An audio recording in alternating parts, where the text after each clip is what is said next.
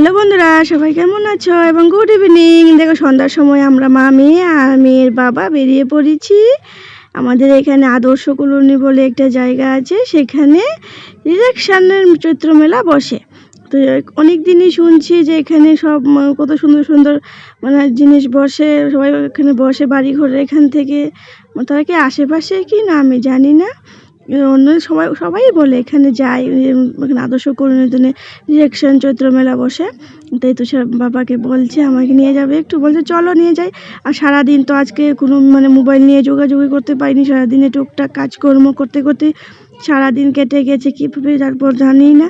তাই বলছি বিকেলবেলা চলো, কারণ টাউন তো যাওয়ার মতো ক্ষমতা একদম নেই, প্রচণ্ড ভিড়ের মধ্যে ভালো মেয়েকে নিয়ে যাওয়া সম্ভব না। তাই বলছি একটু এখানেই মেয়েকে নিয়ে ঘুরিয়ে আনি। তারপর আমাদের বনকুমারী বাজারে ওর চৈত্র মেলা বসে, সেটা কালকে যাব। আর যদি টাউনে যাই কালকে বা কবে, সেটাও তোমাদের সঙ্গে শেয়ার করব। তো দেখো এখানে কত রং বেরঙের জিনিস বসেছে, গলার বসেছে, কানের, তারপরে ক্লিপ, কিন্তু কিছু কিনিনি। কারণ কিনিনি বলতে কি, এই কোনো দোকানে যদি যাই মেয়ের বায়না শুরু হয়ে যাবে। তাই মেয়েকে বলছি যে শোনা, শুধু আমরা দেখবো, কিছু কিনবো না কিন্তু।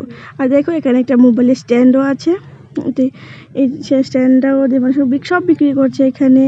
তারপর জুতো, দেখো জুতোগুলি কি সুন্দর লাগছে না, রং বেরঙে।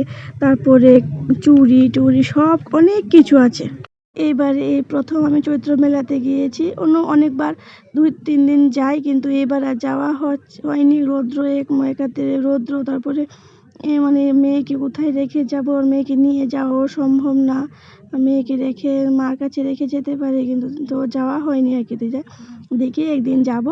আর দেখো তুষার বাবা আগে বলেছিলাম যে একটা স্ট্যান্ড আছে, দেখো তুষার বাবা এসে পড়ছে, এখানে দাম কোথায় বলে দিতে, কিনতে হবে না, চলো চলো।